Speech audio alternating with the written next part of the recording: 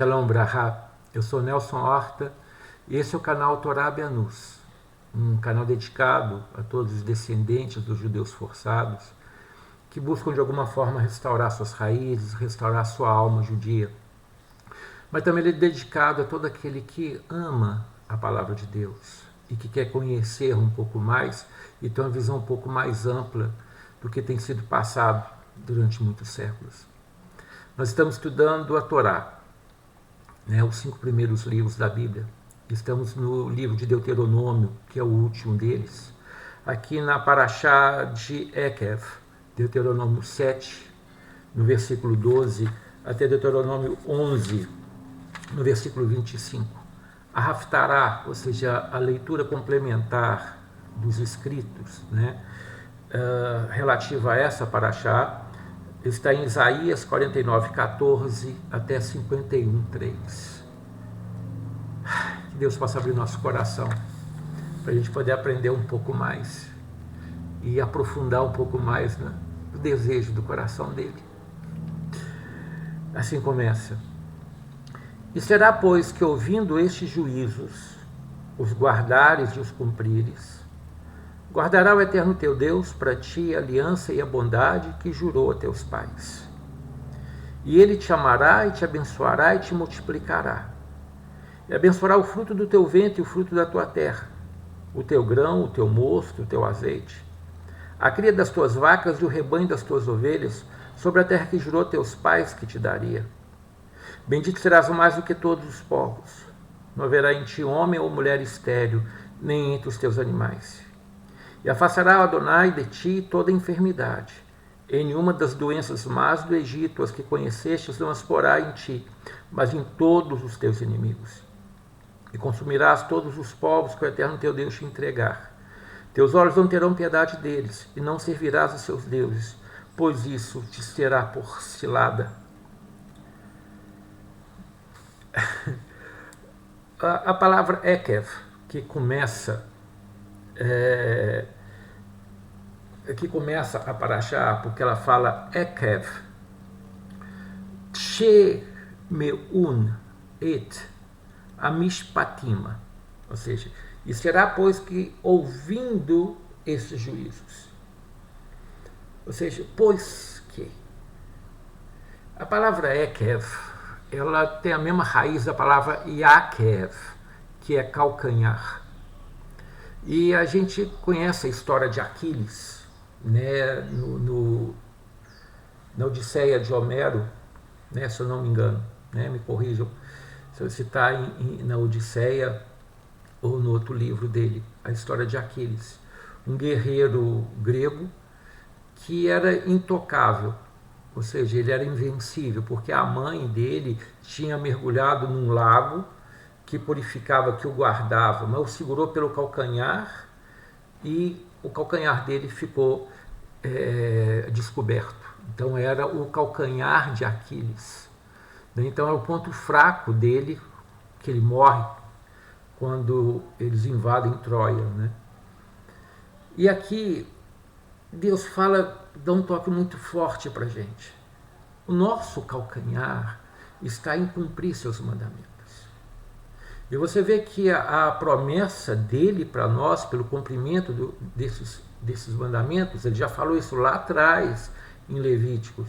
E aqui Moisés está recordando, 40 anos depois da caminhada no deserto, ele fala claro, se guardares e os cumprires, guardará o Eterno para ti a aliança e a bondade que jurou a teus pais.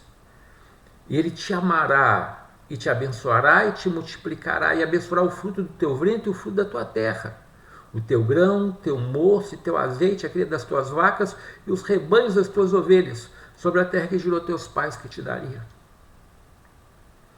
Agora eu te pergunto, se há algum texto que fala, em outras escrituras, que esses mandamentos não são mais válidos, eu te pergunto, será que o amor de Deus também não é mais válido?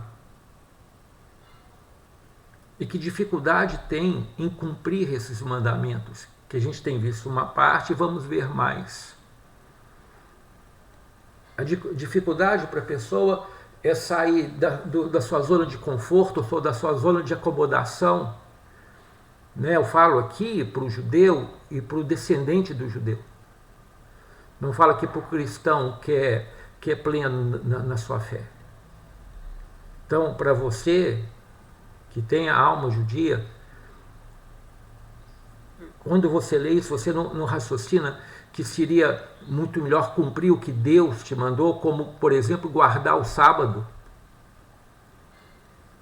Porque nenhum ponto da Bíblia, seja ela onde é chamado Velho Testamento ou Novo Testamento, justifica o domingo.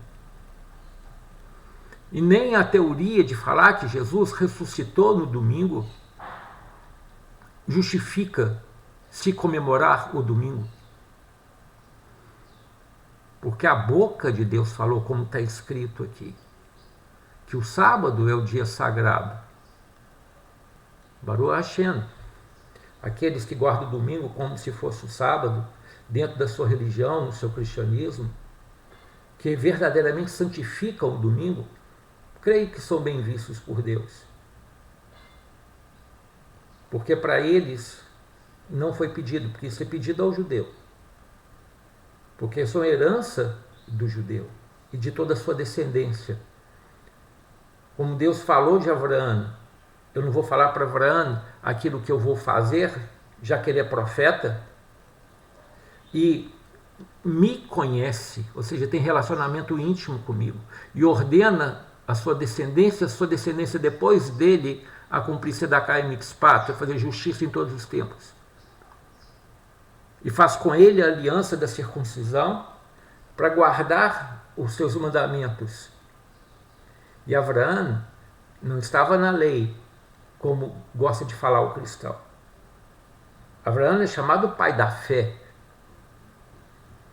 Então, o que, mais uma vez falando aqui, eu falo para aqueles que são descendentes de Israel. O que te mantém na sua posição de acomodação, porque isso não é zona de conforto. Conforto é quando nós alcançamos, vencemos e alcançamos a bênção e temos conforto. Mas, na verdade, é uma zona de acomodação onde a pessoa se acomoda porque tá mais ou menos ficar por aqui. E não vai me dar tanto trabalho para passar disso, como que aconteceu com os espias que nós vimos lá atrás, que defamaram a terra porque tiveram medo do trabalho que aquela terra dava. Então eu pergunto se essas promessas são dadas para nós, para que a gente prospere e seja feliz, e tenha o amor de Deus em plenitude, cumprindo os seus mandamentos, o que te segura? O que te impede de cumprir o pedido dele? Quando ele fala que você não pode comer alimentos que não são apropriados, como carne de porco, peixe de couro, misturar carne vermelha com laticínio. Tá bom? Você pode chegar e falar, Paulo falou que é só orar, mas eu te pergunto, Paulo é maior do que Moisés? Se o próprio Jesus, aí eu falo para você, que é descendente de judeu que está no cristianismo, eu não quero que você saia do cristianismo de forma alguma, eu quero que você raciocine. Se Deus deu isso como promessa eterna para a gente, e falou para a gente ter essas restrições alimentares, guardar o Shabat, porque isso é para o nosso bem, por que ele mudou de ideia? É uma pergunta que nós devemos fazer. Sabe, para que você possa andar no caminho que ele te chamou, naquele caminho que a sua alma deseja andar, e seja pleno. Se você vive como cristão, é uma bênção. Seja cristão. Porque Deus está no meio da igreja. Ninguém pode falar que Deus não está na igreja, mas também a igreja não pode falar de forma alguma que Deus não está conosco. Porque nós andamos na palavra primal dele. Na palavra que é a base de toda a Bíblia. todo Tanar, ou seja, todo chamado Velho Testamento, e toda escritura cristã chamada Novo Testamento é inspirada nessas palavras. E todas as suas discussões são em cima dessas palavras. A ponto de mais aqui na frente nós vamos ver falando que ama teu Deus acima de todas as coisas e o teu próximo como a ti mesmo. Resume toda a Torá. E o próprio Jesus puxa isso da boca de um escriba. E fala, você está no caminho certo. Te falta pouca coisa. Ou seja, como um bom rabino, um tremendo rabino que ele era, e queria trazer a alma desses que conviviam com ele a um nível mais elevado, mais alto do que a zona de acomodação. Então aqui está o calcanhar de Aquiles de todo judeu. Que se você cumpre, você é amado e é abençoado. Agora, se você não cumpre, você sofre, porque você não tem a boa consequência dessas boas ações. É a estabilidade da natureza que Deus criou para nós.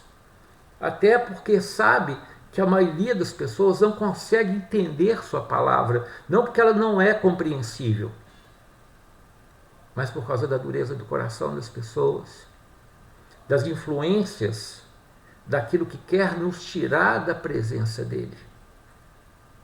E com cara de santidade, parece que quer nos levar para o lugar melhor.